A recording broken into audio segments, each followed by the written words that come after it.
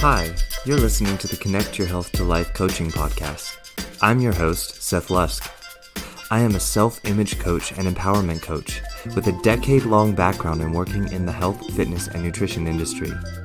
If you're anything like I was, or the way that my clients currently are, then you might be struggling with body image issues, self-image issues, or issues with confidence. You might be trying to figure out why you can't take the ideas that you have for living your healthiest and most fulfilling life and turn them into lifelong actions. So join me in this podcast as we dive in deep on topics of mental, emotional, physical, and spiritual health. We're going to look from the perspective of an authentic and empowering mindset, and from self-awareness, self-love, and of course, how we can start taking authentic self-action towards living that healthy and fulfilling life that you know you're here to live. I'm going to bust through some of the illusions and myths that we've all been taught to believe along the way and offer you confidence and clarity. I'm so excited to have you on this journey with me. So the only question is, are you ready to find out how you can start living your most authentic and fulfilling life once and for all? Then let's get started, shall we? Hello everyone. Welcome back to the podcast. For those of you listening in for the first time, welcome. As always, I'm going to say we have a very interesting topic for this week. It's one that I think since the pandemic has become a term that's thrown around quite often. So I think most people are familiar with at least hearing this term if they're not familiar with what exactly it is. And so that's what we're going to talk about today. Today we're going to talk about toxic positivity. And I'm sitting here right now getting ready to record this podcast with you guys, where I am recording the podcast, and I'm looking outside, and the weather here in Switzerland keeps going back and forth between what seems to be like winter not wanting to let go and spring wanting to come, and we're like, is summer ever going to arrive? And I talked to my mom yesterday in the US, and she was telling me that the weather in the US is very similar this year, and there are just a lot of people feeling really frustrated about why can't we just have some consistently warm weather. And I remembered mentioning to my mom when we were talking about this that I think maybe the environment is healing itself because we have less travel due to COVID, and summer's coming. I think we've just gotten so used to spring happening so early and summer coming so early because of global warming that we've forgotten that this is kind of what a normal spring is like. And so I felt optimistic and confident about the fact that summer's coming in its own timing and that it's going to be beautiful, and I'm looking forward to it. The reason I mention this to you is because a lot of people could hear the way that I said that as being toxic positivity, that I'm resisting my full human experience. But what I want to talk to you about today, I think, will offer some clarity so you can see how a person can approach the approach that I just had with looking at the fact that I feel frustrated about the weather. I feel frustrated. I feel anxious. I want summer to be here, and I'm ready for it to be here. And right now I feel a bit anxious and frustrated that winterish weather keeps coming around, and I keep having to wear jackets outside in the morning or even for the whole day. But while experiencing that and not invalidating it or trying to brush it aside or get rid of that feeling, at the same time, I can say that I have hope and optimism about summer coming and that it's going to be a beautiful time. So I'm not resisting my emotions here. So this brings us to the topic of toxic positivity. And I want to start off by giving some definitions here. And I've got 5 definitions for you. So stick with me here for a second. I think it's important for us to understand the definitions of these words before we move forward with trying to understand toxic positivity. So the first definition I want to give you all is the definition of positivity, which is the practice of being or the tendency to be optimistic in attitude. So then that brings me to the word optimistic. What does optimistic mean? It means being hopeful and confident about the future. So what is the word toxic? Toxic is a very harmful or unpleasant feeling. Toxic is something that is very harmful or unpleasant in a pervasive or insidious way. Sorry, I was trying to read the definition here and I got some words mixed up. So Toxic means that it is something that is very harmful, unpleasant, in a pervasive or insidious way. Pervasive means that it spreads widely throughout an area or a group of people. Insidious meaning that it proceeds in a gradual and subtle way, but with very harmful effects. So, in the case of when we're talking about toxic positivity, the area in which the harmful or unpleasant experience is spreading is through a person's life, through their emotional health, even through their physical health, and that it happens insidiously. So it's very gradual and very subtle. And it's a way of using this practice or this tendency to be optimistic or hopeful or confident about the future in attitude in a way that is toxic. So how is positivity toxic? And why are people calling positivity toxic? I want to say this first, and I know some of you are immediately going to turn off this episode as soon as you hear this. But stick with me here. Stick with me. Open yourself up to this because it's going to be a little bit uncomfortable to explore at first. And I've said this before about toxic people. There's no such thing as toxic people. We just have toxic relationships with people, and we create those relationships. And so that's what we need to look at. The person is never toxic. So the same applies here. Positivity is not toxic. It's not a fact that it's toxic. It's never actually toxic. What can become toxic is someone's relationship to positivity and how they may misuse it to avoid or resist their full human experience of emotions in the present. That's what becomes toxic. It's the same in our relationships with people.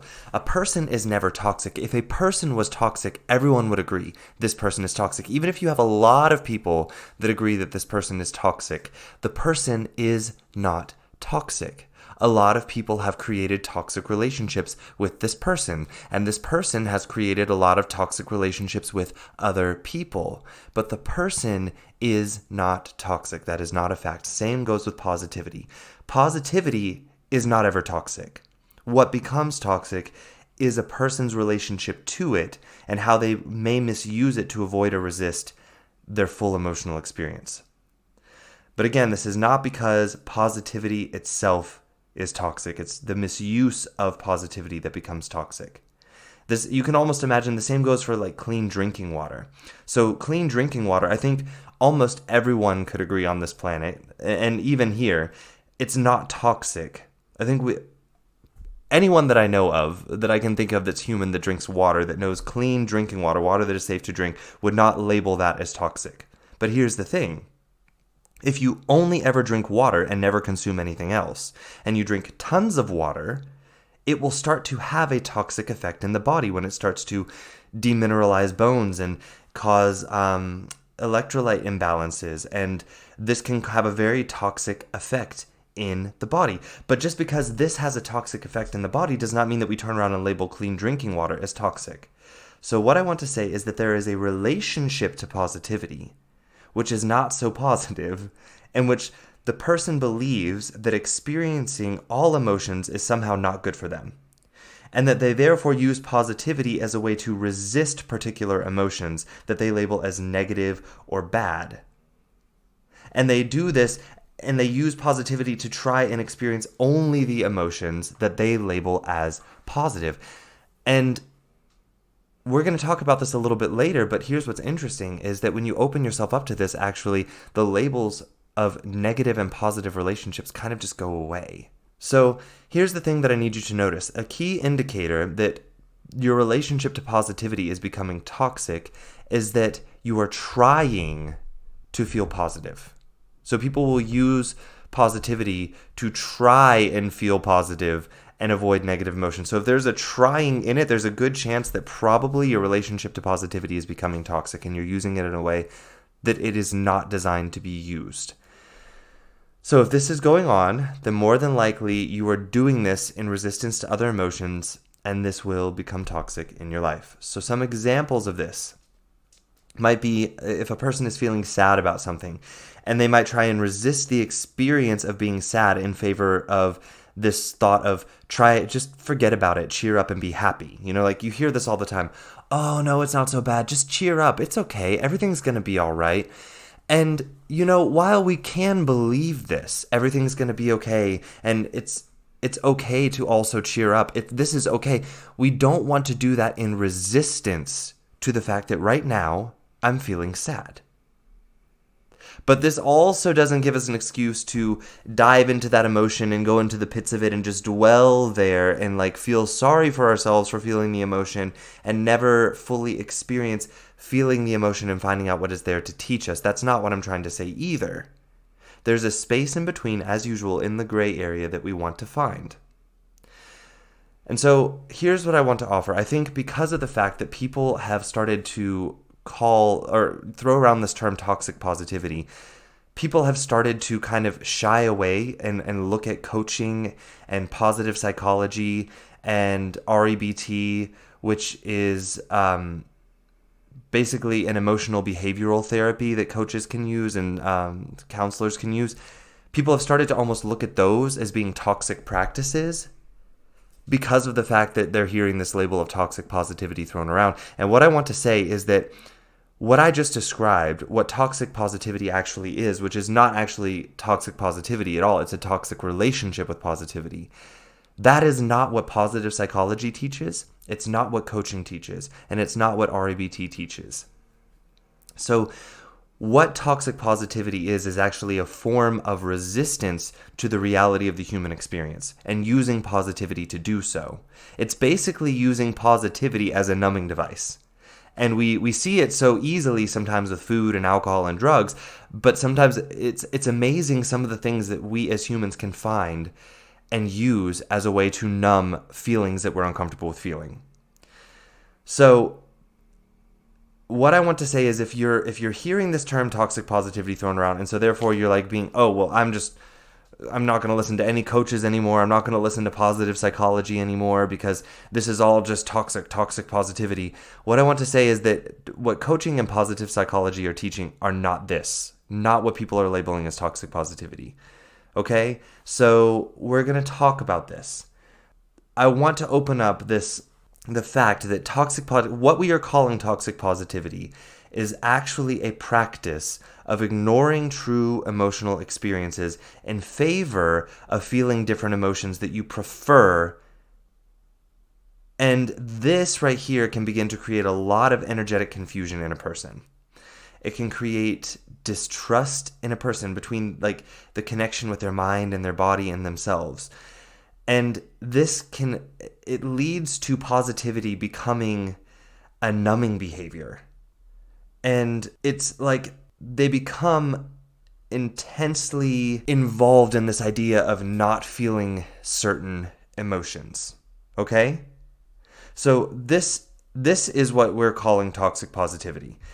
And what I want to say is that what this actually is as a practice is coming from our label of believing that certain emotions are bad or wrong and then trying to resist those emotions. And we have this desire to escape them, and then when we try to escape them, they become stronger and stronger.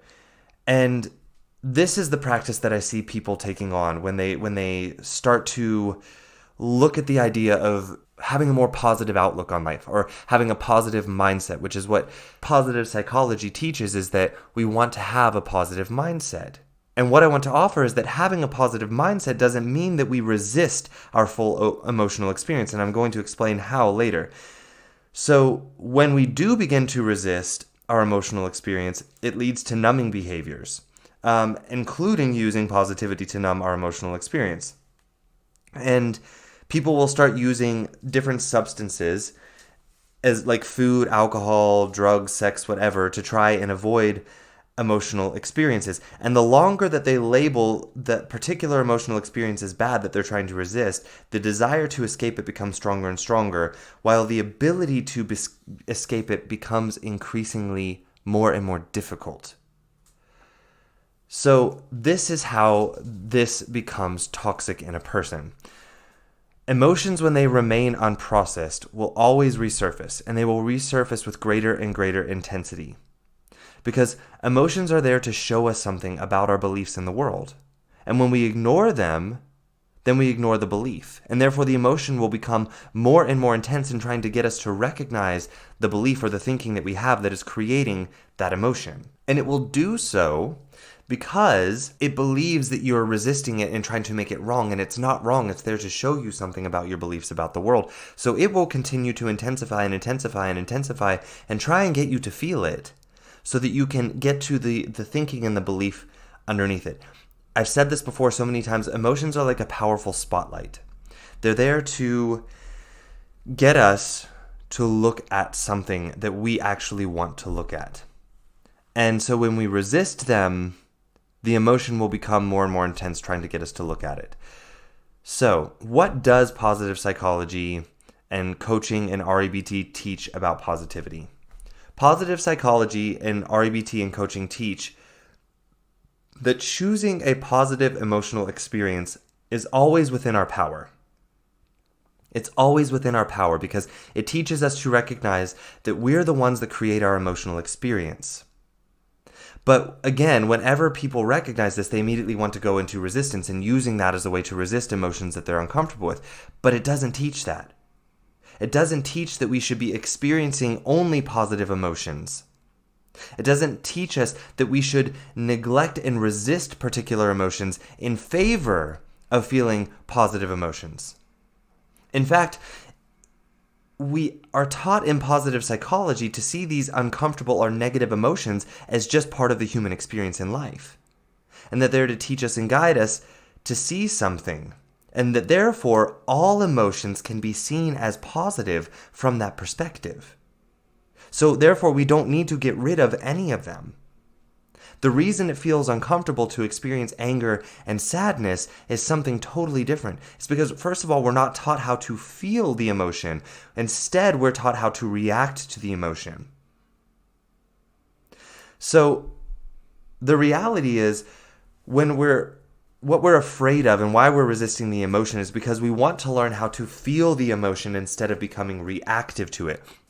The reason we're resisting the emotion is because of our fear of reacting to the emotion and giving it power over us. But by resisting the emotion, we give it power over us. We give it power over us because it will keep coming back and keep coming back more and more intensely, and we'll keep telling ourselves we're not able to experience it or we shouldn't experience it, and that gives the emotion all of the power. So, what I see people doing is that when they learn their ability, that they have the ability to basically be in charge or have authority over their emotions with their thinking and their beliefs, as I described above or earlier, it begins, or I see people begin this practice of resisting certain emotions in favor of others, and this is what people are calling toxic positivity. But it has some very subtle ways of showing up that I find very interesting because people will They'll say like they're wanting to stay away from toxic positivity, and so they take on these certain behaviors, but what they're doing is actually what toxic positivity actually is, which is a relationship to positivity that's toxic. So the practice that we do want to take on from positive psychology and coaching is that when we learn about our power and responsibility in our emotional experience, first, we want to begin practicing this belief that all emotions are part of the human experience, and that labeling any of them as wrong is harmful to us. And we need to learn the difference between emotional reactivity and resistance versus feeling our emotions and choosing emotional responsibility. There's a huge difference between these two, but we're not taught that. We are not taught that. In fact, when I ask most people about feeling their emotions, what they describe to me is resisting that emotion. So people aren't even familiar with what feeling an emotion actually is. They're familiar with what resisting an emotion is and what that feels like. So that's the first thing that we want to do, is we want to begin the practice of recognizing that all of our emotions are part of the human experience and that labeling any of them as wrong or harmful is harming us. And that what we want to learn is the difference between feeling our emotions and choosing emotional responsibility versus reacting to them and resisting them. So the second thing we want to recognize is how emotions are created in the first place, which is, as I said, by our thoughts and feelings. And that we don't want to use that as a way to immediately jump to trying to change our emotional experience, recognizing where the emotions come from. I think blame culture is kind of what causes people to immediately jump to, oh my God, if I'm causing these feelings and these feelings are bad, I need to immediately get rid of them because of blame, this idea of that you're being blamed for those emotions. And what we're trying to say with positive psychology and coaching is that you are the one that has the power to create them. It's not about blame. It's about understanding your power and your responsibility there. That because you are the one that created this emotion in the first place, you have the authority over it. You can experience it and not be afraid of it. You can go into it and feel it fully, and it cannot hurt you. So what we want to recognize is that when we understand this, how emotions are created in the first place, we want to do that without trying to immediately jump to trying to change the emotional experience because we somehow feel guilt, because we feel blame for the emotion, and we are labeling it as a bad emotion to feel and wrong to feel. We want to become aware of how the emotion was created so that we can understand at a much deeper level what the emotion actually is instead of giving it our power and becoming reactive to it. So that's why we want to understand where the emotion came from in the first place, not because we want to immediately change it. And so we really need to recognize that. So the third thing is that we want to begin to practice processing emotions, feeling emotions without reacting to them. Once we get to this point and we know the difference between resisting and reacting to an emotion versus feeling and choosing emotional responsibility, here is where we can take action by choosing to allow to feel the emotion without reacting to it and without immediately trying to change it. So that's the goal here. We want to learn to allow ourselves to feel an emotion and be able to fully describe it for ourselves. What does it feel like in your body? And we can only do this if we allow ourselves to feel safe with that emotion, which is why first it's important to learn that the emotion cannot harm you and that it's part of your human experience, and it's important to learn who created the emotion, you, with your thoughts and your beliefs. And then to not slip into allowing guilt and shame to cause you to become reactive to those emotions, because recognize that those emotions are coming up because of a belief that somehow you're supposed to experience blame and guilt for having these emotions because you believe that they're bad. So once we can understand all of that, we can allow this emotional experience to be there. We can begin to feel safe with our emotions, and we can begin to pull apart this puzzle of our emotions that we've resisted looking at and therefore become reactive to our emotions.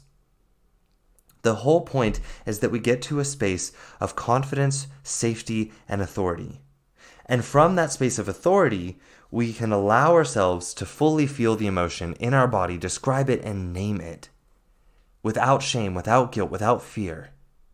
And this takes the emotion's power over us away and gives us our power back over the emotion. Not to change it, but to just allow it to be there and to be with it and to understand it and why it's there, what it's there to show us. And people resist doing this because they fear their emotional reactivity, which is what I want to talk about. Because there's a big difference between experiencing and processing emotion and reacting to it. So let me kind of explain a bit here what reactivity looks like. I believe from what I've seen and heard, this confusion actually comes from emotions being labeled as negative, bad, and harmful. That's where emotional reactivity kind of stems from. So what people are actually referring to when they call an emotion bad or negative is their reactivity to the emotion, but then also labeling the emotion as bad or negative causes that reactivity. Because you see, the emotion itself is simply a vibration in the body. It can't hurt you, and it can't cause anything bad to happen. When things begin to happen is when we turn around and label the emotion as negative or bad, blame the emotion, and then resist it, and then you start reacting to the emotion. Or you trap the emotion in your body. And this is where it starts to become quote-unquote bad for us. So for instance, anger. I see so many people that label anger as an unhealthy, negative, or harmful emotion. And I understand why they do it. But when they do this, the emotion ends up getting trapped in the body because they're resisting it. And this can actually begin to have a negative effect in the body. But the emotion itself, just to experience it simply as a vibration in the body, and experience the fact that this emotion is just trying to direct you to see probably a judgment that you're making about a person and yourself, or a situation, and allow yourself to choose whether or not this belief still serves you, or if you want to keep it around, or if it's no longer your truth and you can release its power over you. But where this situation becomes harmful, as I said, we either trap the emotion in our body and not allow ourselves to release the emotion, feel the emotion in their body. People don't go through the process of feeling the emotion and recognizing the thought and the belief. And so through the process of resisting the emotion becomes stronger and stronger and stronger until they can no longer resist the emotion and they become reactive to it. And this is when people start doing things like cussing and hitting and acting in forms of violence against themselves or other people. And this is because they're not choosing to process the emotion and then choosing, therefore, a rational response to that emotion being there. Instead, they're reacting to the emotion. So this is emotional reactivity. And this is unhealthy and destructive to us. But the emotion itself of anger is completely normal and healthy. I need you all to see this. It's really, really important that you see this.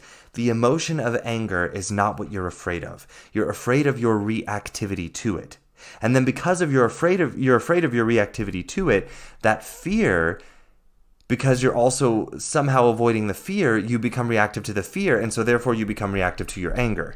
This is called a secondary disturbance in your emotional experience. So this is what emotional responsibility is all about. It's allowing an emotion to process and choosing a rational response that aligns with the person's true wants and values, not their urge for immediate gratification in the moment by relief of the emotional experience. That's emotional reactivity. Whereas emotional responsibility allows us to let the emotion be there, but that doesn't mean that we have to react to it. We see that there are other responses that we can take and that we don't have to react to this emotion. We don't have to resist it. It can just be there. It can't hurt us. And we can fully feel that emotion and allow it to be there and learn from it without reacting to it. But for many people, it's really not so clear how to be emotionally responsible and feel our emotions. And as I said just a minute ago, it's what most people will call feeling their emotions is actually resisting it, because that's what we keep being taught over and over and over again. People know what it feels like to resist anger. They know what it feels like to resist fear and resist sadness and then become reactive because of that resistance. But feeling it is something completely different. And this is what coaching is designed to help people get back to, is back into the position of power to feel your full emotional experience without becoming reactive to it through resisting it. So most people who attempt to do this on their own end up creating emotional resistance where they're actually trying to create emotional responsibility. And this is why I keep saying it, and I'm going to say it again here. It's really, really helpful to work with a coach if you want to start unraveling your emotional resistance and your emotional reactivity. So I want to give you an example of why this can become confusing for a person or difficult for a person to do this alone without guidance and proper tools. And it has to do with what I mentioned a minute ago with this secondary disturbance in our emotional experience. So if a person is very practiced at reacting to their anger, they associate this emotion with hitting, say, for instance, that's their reaction. And the result of hitting someone is not desirable for many, many reasons. I mean, obviously there are legal consequences, as well as dealing with the reality that you just chose to physically harm another person because you lost control over your emotional experience. Because you gave your emotion your power and became reactive to it. And part of you recognizes that. So hitting another person is not a desirable outcome. So this person begins to fear their anger, because they fear hitting someone. So the person chooses from fear to try to not react to the emotion of anger by resisting it, because they're afraid of going into it, because they think that if they go into anger, it means they're going to hit someone.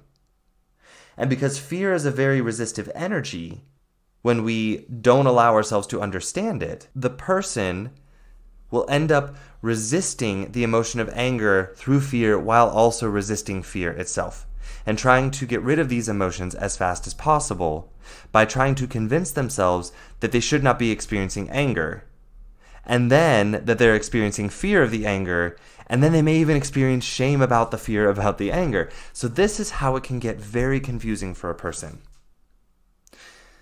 You see, they're doing this because they fear the result of reacting to the emotion.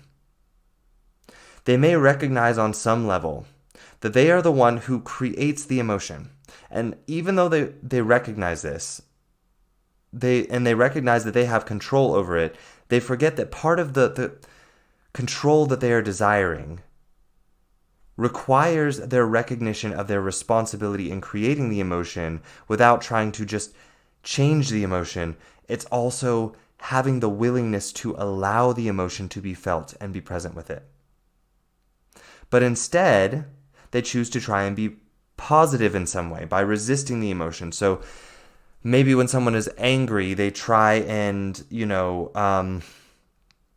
negate the feeling of anger by being like, I'm not angry, or there's nothing to be angry about here. This person, I have no reason to be angry. I have no right to be angry. I'm a bad person for feeling angry, So this resistance to the emotion means that the emotion intensifies and tries to show the person that it's not there to hurt them. It's not there to harm them. It actually wants to help them. But then our ego gets involved because we want to be right. And this creates this inner battle of resistance to the reality of experiencing anger, and the person not wanting to be wrong or bad for experiencing the emotion. So instead, they become reactive to it. And what is even more confusing is that even if they choose to be willing to experience the anger, they may not recognize their fear of experiencing it and the importance of processing that before they can really start to move into the anger and allow themselves to process it and feel it. So instead of the person taking the time to allow the feeling and the emotions to be present in a body, they become reactive. And this is also how toxic positivity, as we label it, shows up in a person's life, is that they become reactive to anger because they're trying to be positive when they're feeling anger. They're trying to be, again, there's that word, trying to be positive when they're feeling anger. So they become reactive to the anger because the emotion literally, as they try and resist it, their focus goes on the emotion versus just allowing it to be in the body and, recognizing it can't hurt you. There's no need to slip into this protective focus on it to resist it, almost like a fight or flight response where the emotion becomes larger than life and therefore they can't resist it anymore and they become reactive to it. And the person misses the opportunity to be present enough to pay attention to the thinking and belief systems underneath the emotion that cause the emotion in the first place. Or they may even recognize the thinking and the beliefs and choose to resist the emotion because they want to immediately change it because they believe that it's wrong that they're experiencing the emotion. And again, this is what we're labeling as toxic positivity. But what it is that people are using positivity in a toxic way. They have a toxic relationship with the positivity. They're using it to resist an emotion. There's another way that this shows up in a person's life that's maybe a bit harder to recognize.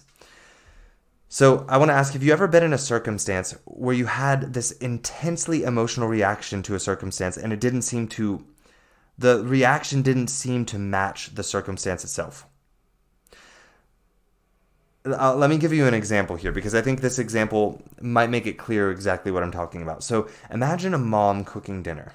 Okay, she's in the kitchen, she's cooking dinner, she's cutting up some vegetables, and one of her children comes in and says that they need some help with something.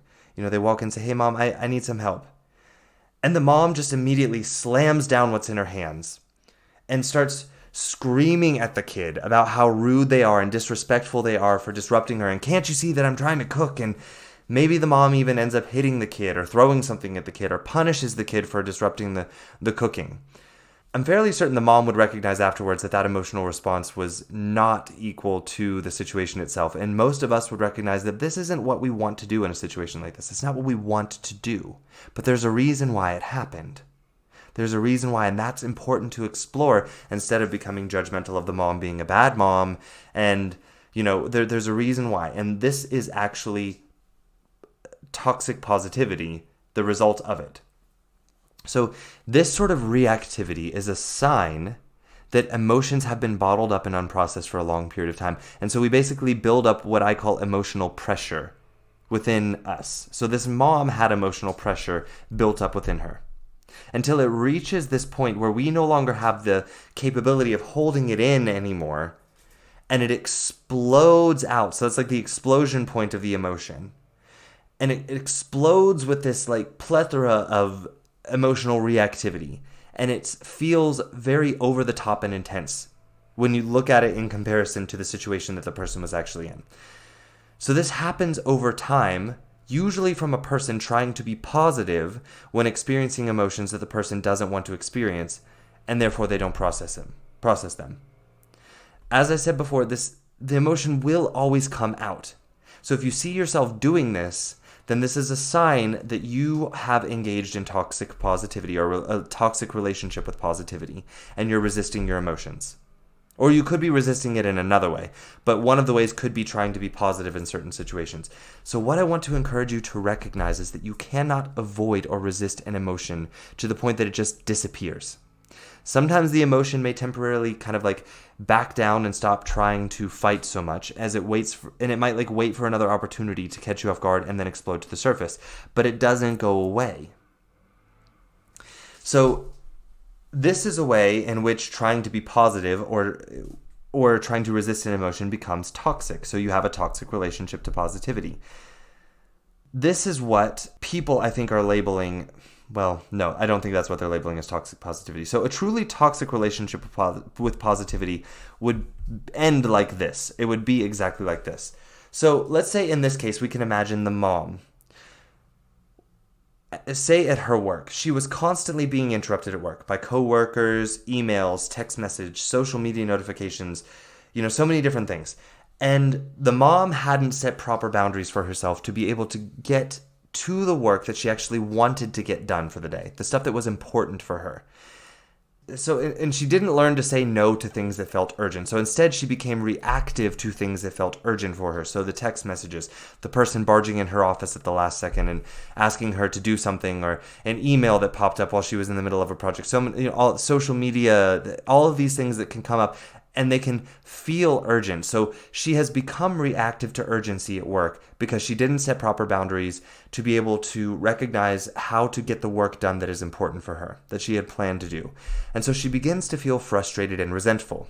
But maybe part of her knows that she created this. And so she feels somehow guilty or shamed for feeling resentful and frustrated with the people that are sending her emails or the people that are coming in her office, because she thinks that they're the ones causing the frustration or the resentment because she hasn't dealt with processing an emotion, getting to the belief and the thought underneath it. So she thinks these people are causing it, and then she feels guilty for feeling resentful or frustrated with them because they're just trying to do their thing. These people are just trying to do their jobs by sending her emails and telling her. And so she feels frustrated and she feels guilty for feeling frustrated. And so she tries to be this positive, happy, productive coworker that's a team player and just toughs it out and goes through. Because she never got to the point that she recognized that the reason she feels frustration and resentment is actually because she never set boundaries for herself. And so that gets swept under the rug. And she resists her feeling. And she resists processing the frustration and the resentment to find out where it came from. And to just allow the emotion to be there. And to just allow it to be there and recognize this is because I haven't set boundaries. And I can set boundaries. I'm going to learn to do that. So instead, the emotion got resisted, and it just built and built and built and built and became so powerful and unprocessed until she was in a space where she felt safe enough to try and let some of the pressure off of the emotion. But here's the thing, when you have that much pressure built up, if you try and let some of the pressure off, it literally erupts. And so something so small, and in this case, it was her kid coming in and just asking her for help while she's cooking, ends up with her exploding with this disproportionate amount of emotional reactivity. And this, my friends, results from a toxic relationship to positivity. I want to shift gears here for a second.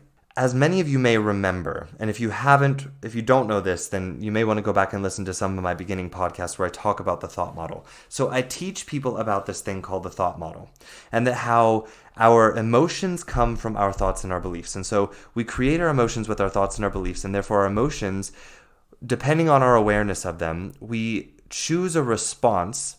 And so our actions will be based on those emotions and how we choose to respond to them, and therefore we get results in our life. And so when I teach people this, as I said before, they will inevitably try taking the approach of emotional resistance in the beginning, before they truly understand the importance of all of their emotions and the importance of their willingness to experience all of the emotions, and that this is part of the deal here. This is part of emotional responsibility. This is part of taking your power back, is not to immediately change the emotions. Part of the work in recognizing our power and responsibility in creating the emotions is also recognizing our power and responsibility to just allow them to process and be there without reacting to them. And it's that we want to become aware, or we want to become open to all of our emotions instead of giving them so much power over us by constantly becoming reactive to them, that we allow them to control us by fearing them. So I want to offer something here that I think would be an important awareness to have and a shift to make. Here's the thing. We can still remain positive, so to speak, when we experience the emotions that we don't label as positive, like fear, anger, sadness, grief, frustration, jealousy, all of those things. We can experience positivity or remain positive without resisting those emotions while experiencing them. I call it emotional duality or emotional freedom. So, and this is the point of positive psychology and coaching. It's not about this resistant, toxic way of approaching our emotions that people are calling toxic positivity. So, let me start by explaining this. And I've said this before, we as humans experience life through contrast. As an example, we can only experience day as the label of day because there is night. Otherwise, day would not exist. The word day would not exist. It would just be what is. So we recognize heat because at the same time, there is a varying amount of presence of cold in either larger or smaller amounts. So the only reason we can recognize heat is because of the very little presence of cold. Or the opposite, we can recognize the cold because we can recognize the very little presence of heat. Without one or the other, heat and cold go away. They just become one just becomes what is. So the same goes with our emotional experience.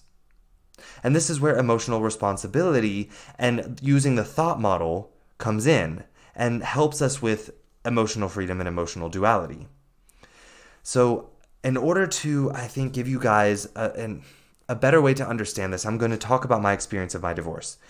So when I was going through my divorce, which was 5 years ago now, I was experiencing a lot of emotions. I mean, a lot of emotions. Some of the ones at the time that I was sort of resistant to were fear, anger, rage, betrayal, uncertainty, self-doubt, shame, guilt.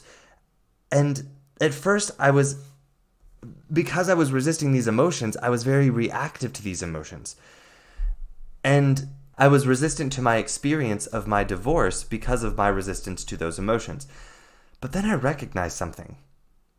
I was only able to experience fear and doubt because I was able to recognize courage and strength in my life. I was able to recognize anger and rage because there were so many things in my life that I had to be joyful about and that I could feel peace with. I recognized betrayal because I had the experience of loyalty, truth, and trust in my life with other people. I could recognize the feeling of doubt in myself because I also had the presence of faith. Faith that I am here for a purpose, and faith that life wants me to live that purpose, and faith that I am designed to live this life to do just that. So, I chose in that time to allow myself to fully feel all of my emotions. I didn't resist any of them because I wasn't afraid to experience them anymore, because I recognized that the reason I was able to experience them was because the duality was also present in my life. And I recognized that the emotion wasn't going to hurt me, so it wasn't going to suck me into them and harm me. So instead, I recognized that they were there to show me something very important that I wanted to know. They were there to show me my beliefs about my self-worth, my lovability, and how I had limited my self-worth and my lovability because of my story surrounding the divorce. And therefore, I was able to allow myself to experience that emotional story for all that it was and process it. And I could experience and recognize all of the thoughts and beliefs with that emotional story, even though I recognized at the same time that it wasn't my truth anymore. It was an illusion that I had bought into. But instead of resisting it and trying to get rid of it as fast as possible, I gave myself compassion.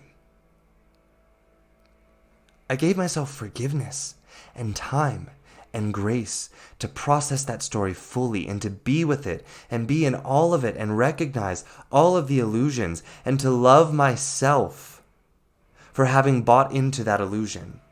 And to love myself for recognizing that I had the power all along to choose to buy into that illusion, and I don't have to do it anymore if I don't want to. And at the same time, I recognized that I could only see this story because the contrasting story was present in my life. The story in which I was safe. The story in which I was loved and worthy. The story in which I was strong, resilient, at peace, and full of hope and faith. And while I allowed the experience of all of my emotions to be present, my anger, my rage, my betrayal, all of those emotions were present. In my daily life, I still had life happening around me. My attention during the daytime was that I was living every day in a country where I did not know the language. I didn't have a job. I had 3 friends total. I had sold everything I owned in the country that I came from. I had left my job in that country, and I wasn't allowed to come back. And so every day my reality was I had those circumstances right there. And I recognized the fear and the doubt present as I saw those circumstances. And I recognized that the reason why I felt that fear and that doubt was because of my story of not being strong enough, my story of not being able to handle this, my story of not being lovable, my story of being betrayed and not being able to trust.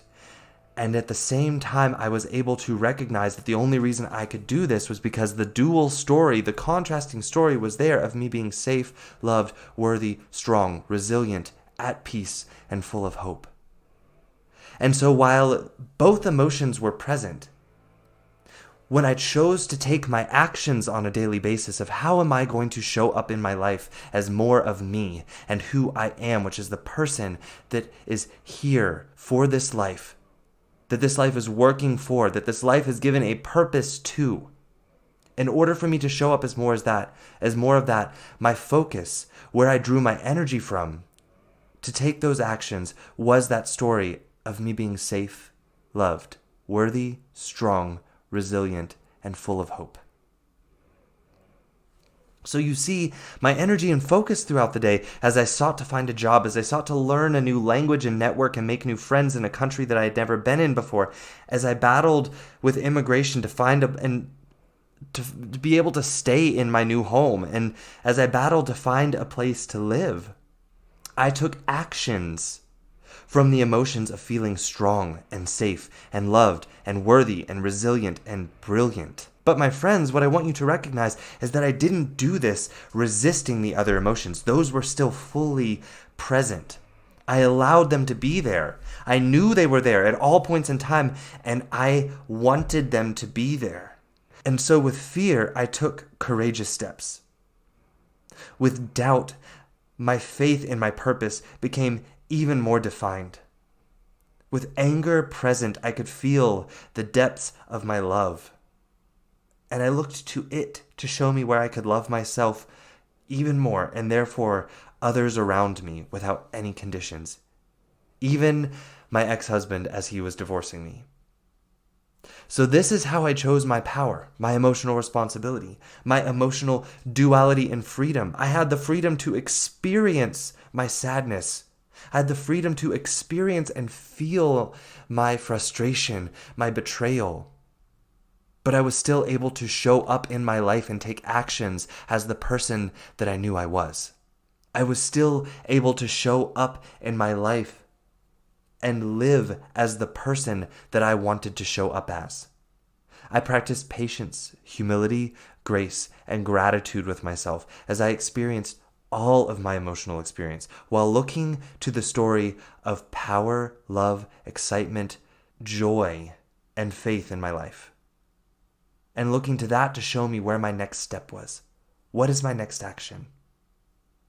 My actions were based in one set of emotions, while I was still allowing myself the experience of all of my emotions, the betrayal, the anger, the fear, the guilt, the shame, the doubt.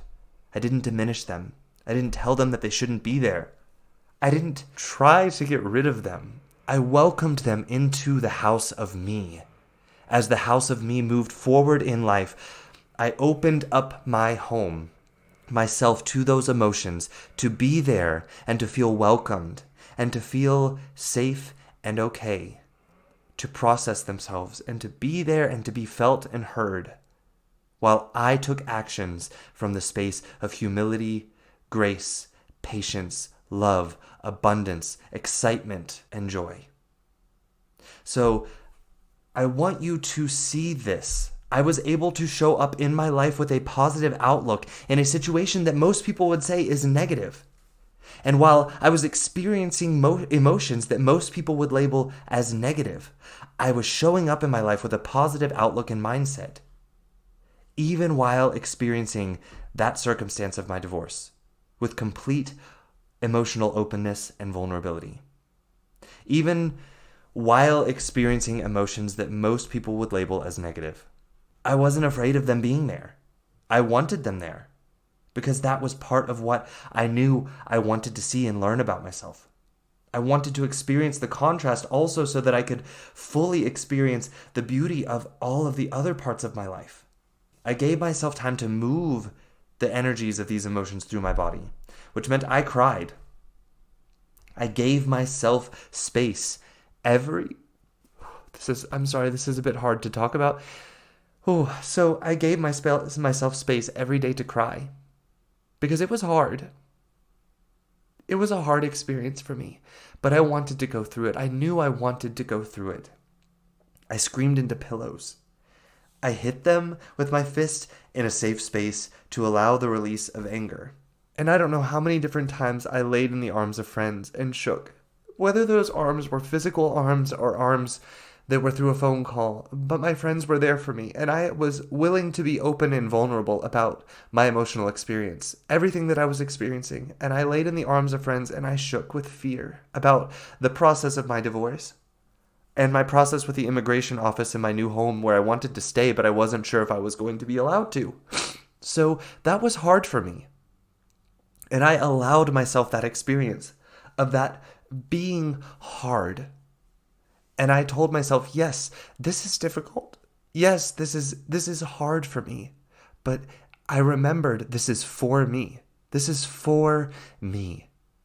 Life, I had faith in the fact that life was for me. And so if this was for me, that I wanted to go through it.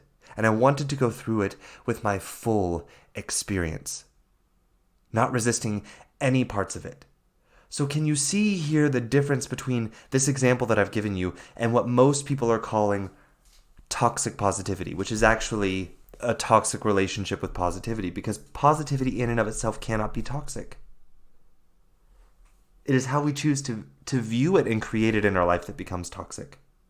So if positivity is being created in your life in resistance to your full emotional experience, then this will have a toxic effect in your life. If you are creating positivity in your life as you allow yourself to experience all of your emotions without becoming reactive to them, and then choosing your response to those emotions in a way that serves you to show up as more of you and who you know you are in your life, in alignment with your values and your truth in life, then this doesn't have a toxic effect. It will only deepen your emotional experience as you recognize more and more that you are willing to experience any emotion because it's not bad or wrong and it cannot hurt you. So I've heard the term toxic positivity thrown around on social media quite frequently during the pandemic. And usually I see it attached with some sort of post or image about a person wanting to not buy into toxic positivity and wanting to be real about their emotional experience with the pandemic. And what I want to say is that I applaud the effort of wanting to be real and wanting to be in their full human experience. What I want to offer some caution about is this here. Because a lot of these posts, what I see and I hear in conversation that people are labeling as staying away from toxic positivity is actually another numbing behavior, or it's emotional reactivity.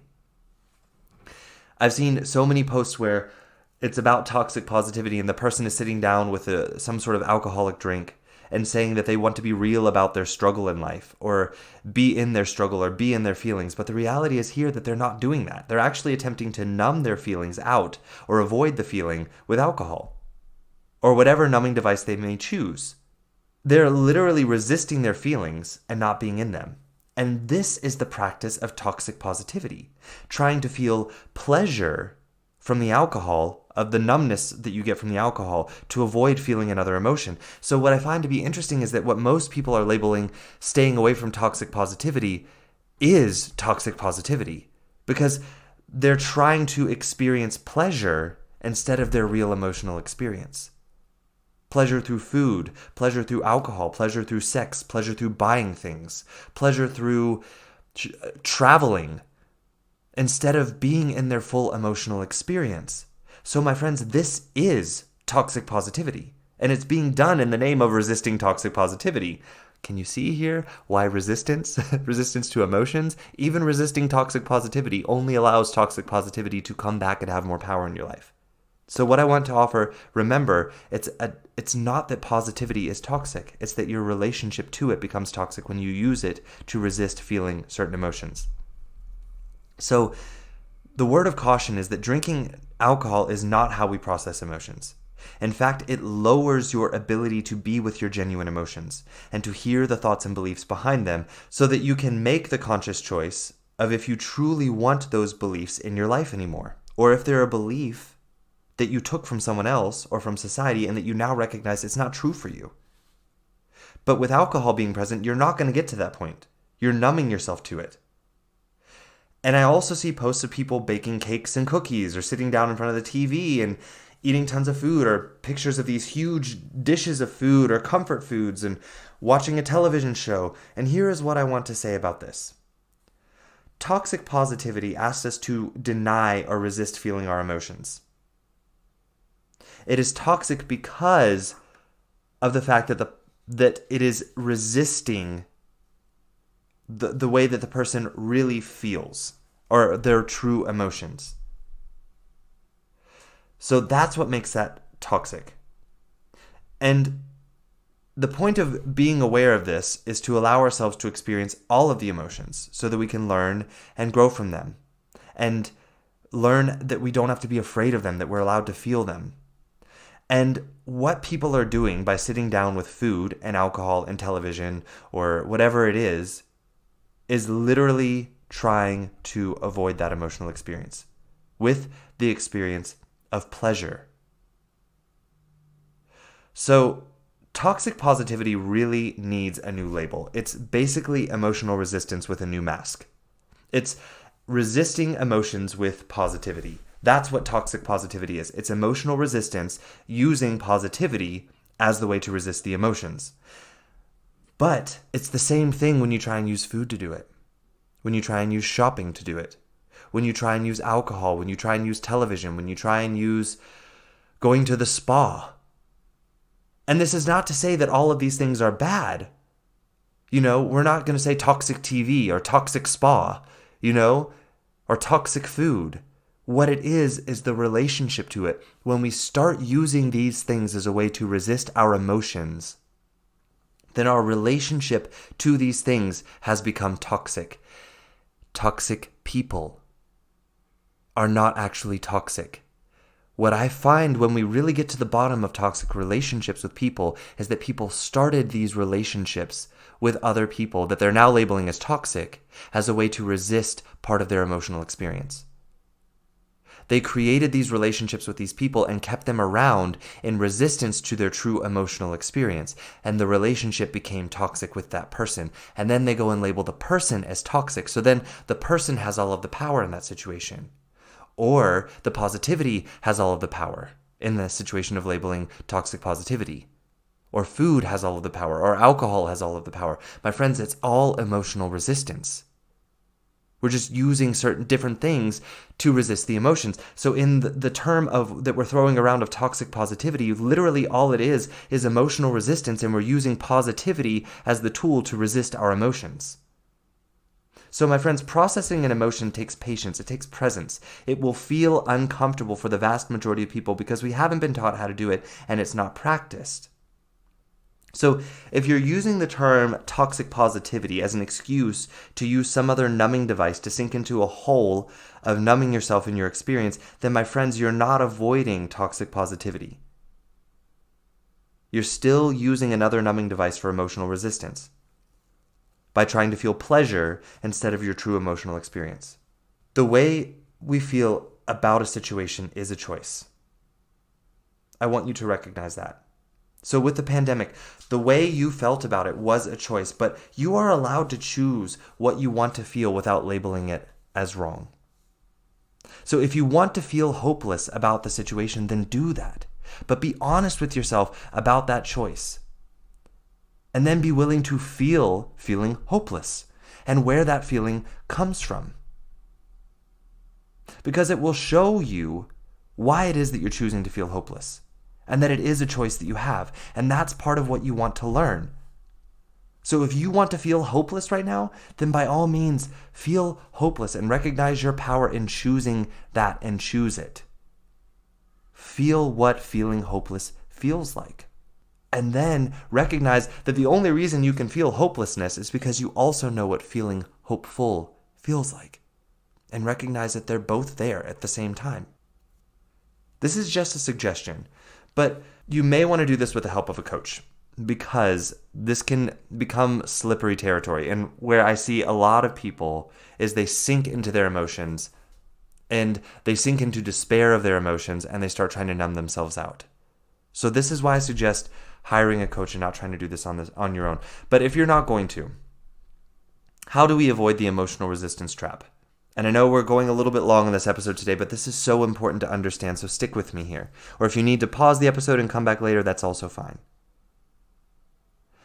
I recommend not trying to get out of this emotional resistance trap without a coach, but I also recognize that some of you aren't going to hire a coach. So what I want you to recognize is this. If you're having emotional outbursts, then this is a true sign that you're resisting emotions in your life. You're using either food, alcohol, sex, work, social media, positivity, going to the bar, starting new home projects.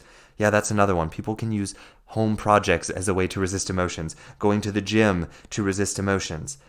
If you find yourself having emotional outbursts, then you are using one of these things to resist emotions, and it's time to slow down and stop looking out there for solutions and start becoming present with your full emotional experience and asking, where is it that I'm resisting emotions and why? So here is what we want to do to stop falling into this trap of emotional resistance with all of its different masks and labels that I've mentioned. So the first thing you want to do is that notice that you have beliefs that certain emotions are harmful for you, that they're dangerous, scary, bad, or uncomfortable. Notice that first and really look at those beliefs and note why it is that you believe that these particular emotions are bad for you or harmful for you. That's where we want to start. That's going to take some time, and that's okay. Then we want to recognize that all emotions are here for us, not against us, and that no emotion can hurt you. Emotions are simply an energy or a vibration in the body. It's designed to direct you to certain thoughts and beliefs so that you can really look at them with a conscious mind and make a conscious decision about them. So, the next thing we want to do is recognize that none of your emotional experience is wrong and that the timing of it is perfect for what it is there to show you. So we don't want to attempt to invalidate the emotion or brush it off or hurry up and try and get rid of it because it's not the right time to experience it. If you're experiencing it, it's the right time. But remember, reacting to it and experiencing it are two different things. So if you're experiencing it, then it is the right time. It's a guest in your house right now, and it wants to help you. So be a gracious, compassionate, and loving host for that guest. Instead of trying to numb yourself to it by locking yourself in your room and ignoring it for the duration of its stay, which is what most of us are doing with food and all of the different things alcohol that I mentioned earlier. So then the next thing that we want to do, you want to choose to be in your emotional experience with openness and see that you are experiencing it to become aware of something about you that part of you really wants you to see and learn from. So it is for you. You can't learn from it if you're you can't learn from a teacher if you're putting in headphones and closing your eyes. So it's really important in here that we recognize that being still, being quiet, being open during these emotional experiences is key. Not trying to numb or escape them with distractions or chemicals. We want to be fully present with our emotions and ask them to show us what they're there to show us. And then the next step, just like in building confidence, we need to give ourselves validation and credit for being courageous and willing to be in your emotional experience and say, I did that and it was hard. I am willing to experience these emotions for me. That is so important in developing emotional responsibility and power and emotions. Just like in creating confidence, giving yourself credit for taking courageous action. Same goes with being willing to experience all of your emotions. Give yourself the honor, the credit, and the validation for recognizing that you just did that. You chose to do it. You had the option to choose to numb out, but you chose to feel your emotions and grow in them instead of avoiding them. Then next, we want to recognize that it's okay to let yourself know that it's uncomfortable, difficult, and hard, and that you're willing to do it for you. This is how growth happens. Remember, we've talked about it. Growth is uncomfortable. We have to be willing to do things that we've never done before to grow, and so it's going to feel uncomfortable. So this is a bit of the emotional duality that I was talking about. Allowing that feeling of being difficult, but to recognize that the only reason why you're able to see that it feels difficult is because you can also recognize your feelings of strength and your ability to make it through difficult things. And you can look to that strength for support to step into that discomfort, even while fear, uncertainty, and quote-unquote difficultness is present. So we're not denying ourselves our experience of the fact that this is hard, and we experience it as being difficult or hard. It's okay to feel that and to be fully present with that. But it doesn't have to mean that you stop and then run away from the experience. We move into it because we're not afraid to experience that difficultness, that hardness. And where I want to caution is that I see many people trying to honor their feeling of it being hard with, again, using emotional resistance. They want to use the feeling of it being hard and honoring that by stepping away and pausing and walking away and saying, oh, it's too much for me. I'm going to honor my feeling of this being difficult and I'm just going to walk away. And what I want to say is that this is also a form of emotional resistance. The feeling of it being hard does not need to be an indicator to walk away or to avoid it. And it also doesn't need to be labeled as wrong. So we choose to be willing to step into that and fully be present with it. And then we recognize the next thing I want you to do is we want to recognize that processing an emotion is not linear. It's not like you'll sit down with an emotion one time, become present with it, and that wave will process and that it will crest and subside and that you'll never hear from it again. And that emotion is just processed and gone. That's not how it's not how it works. And I don't even know, I would say that it would be nice if it worked that way. I don't even think it would be nice if it worked that way. The emotion will more than likely come back as more and more beliefs surface in your growth about how you're seeing the world. But your willingness to experiencing it will allow you to move into that emotion every time it comes out to see, what's the belief there now that's creating this emotion? I recognize this emotion. I know there's a belief there. What is it that I'm believing that's causing this emotion to come back? And will it be willing to lean into it and ask it and be with it and honor it and love it and not let it derail you from still being able to show up in your life as you, and not let it cause you to have not allow it to have so much power over you that you become reactive to it. Okay, so that's important. And then the next thing that we want to do is recognize that it's entirely normal to feel resentful or annoyed about recurring emotions.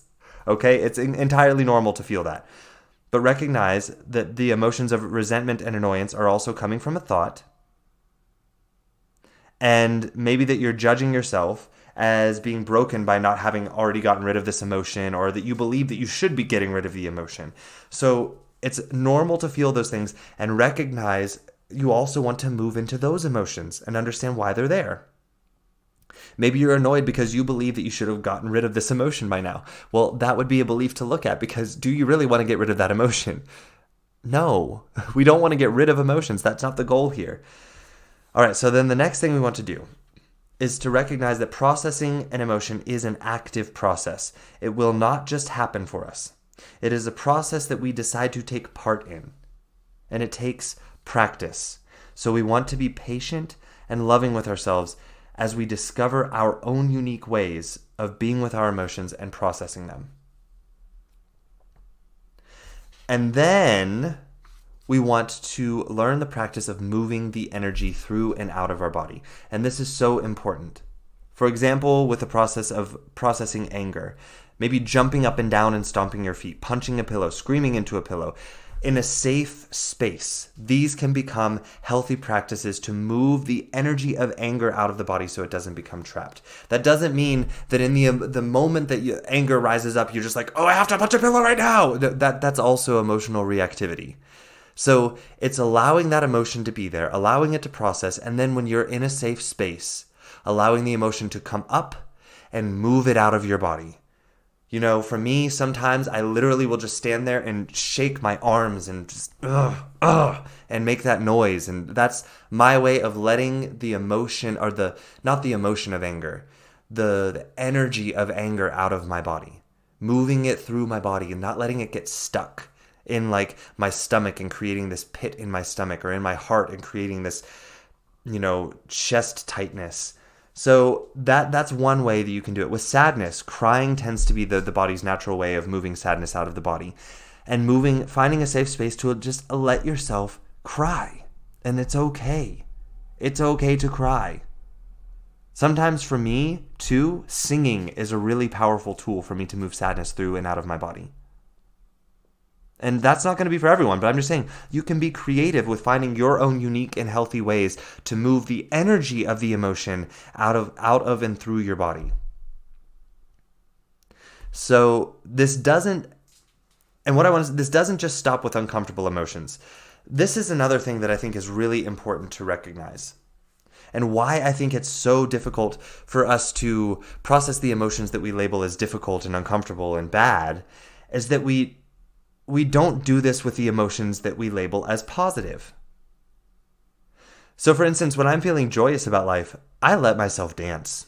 I let myself express my feelings of joyousness in my life and fully feel that feeling in my body. Name it, feel it, notice where I feel it in my body, and then moving the energy in and through my body and noticing those feelings.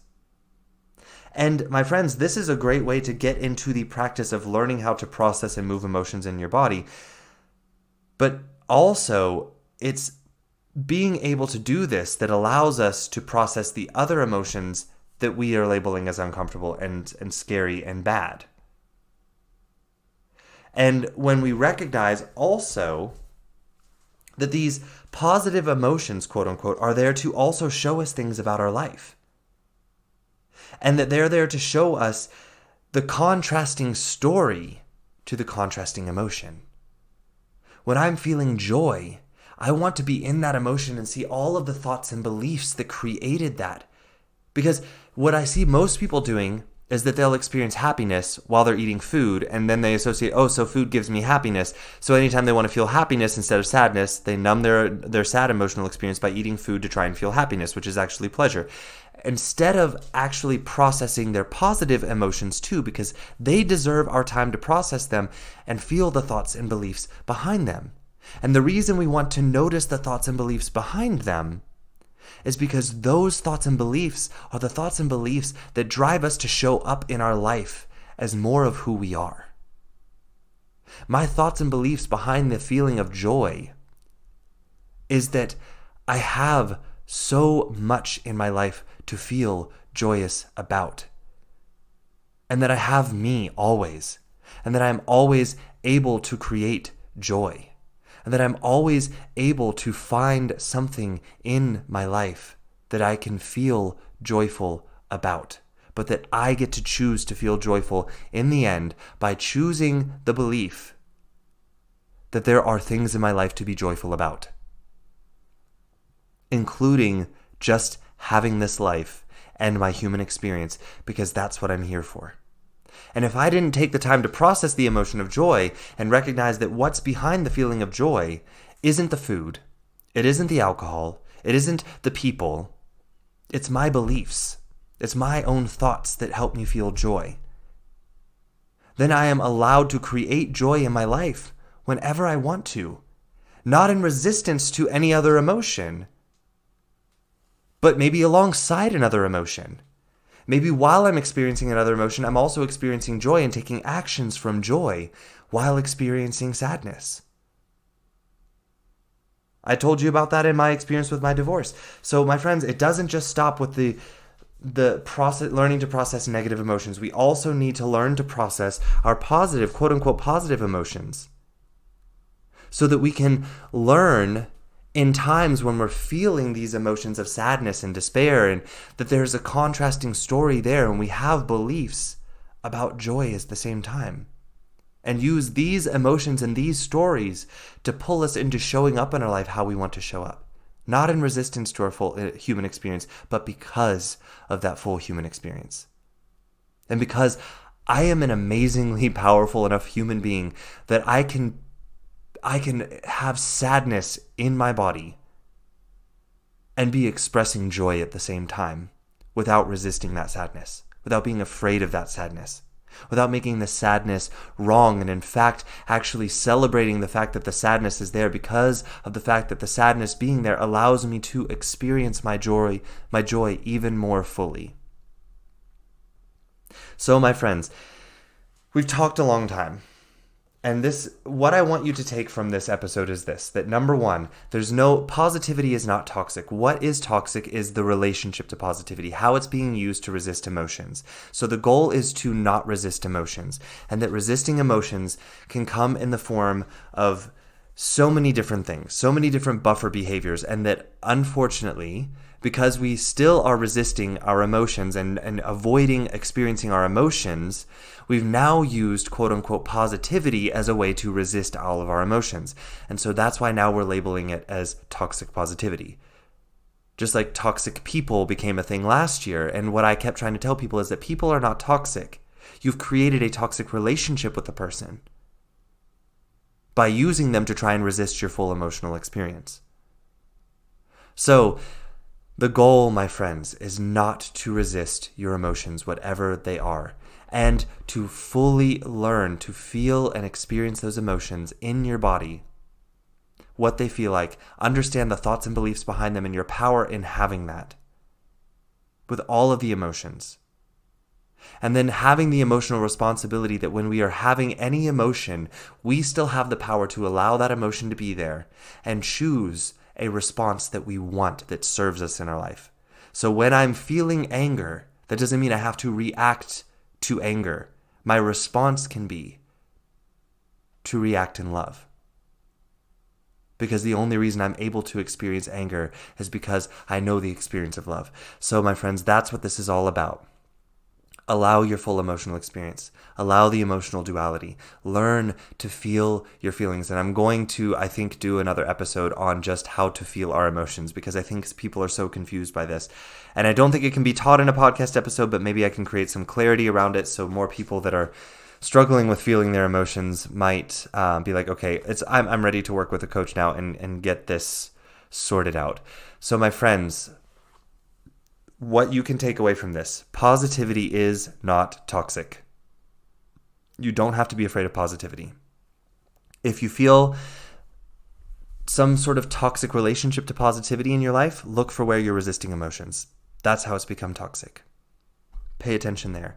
Go through the steps, the process that I vaguely outlined in this podcast. And my friends, I encourage you, hire a coach to walk you through this process, because it can be very confusing. And there are a lot of ups and downs. And so many people I see give up because they think they're doing something wrong, and they're confused and they don't understand. And there are layers of emotions. And so, my friends, I know a lot of you may be resisting hiring a coach for many reasons. This is the most important work to do in your life. Until you've done it, you don't have your full power in your life. I promise. All right, so I love you, my friends. We want to have our full emotional experience, so go and have it. You don't have to be reactive. You don't have to fear emotions.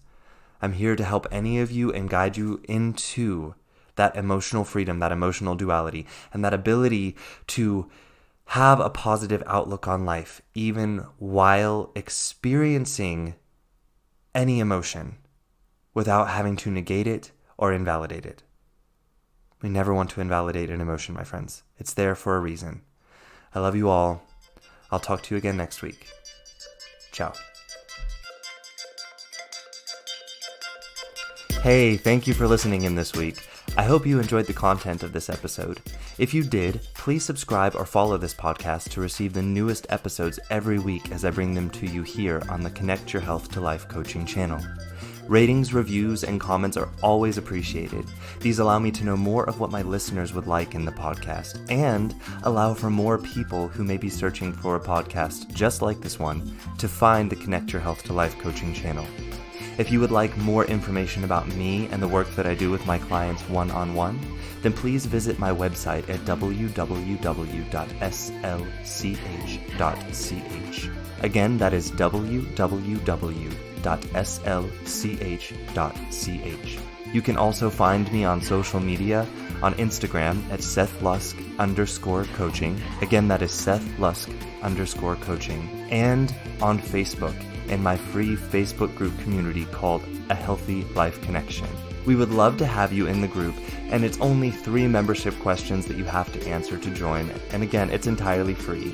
And if you need any further information or just want to say hello, feel free to send me an email directly at slusk.health@slch.ch. Again, that is slusk.health@slch.ch. Thank you again so much for listening, and I look forward to our next time together. Ciao.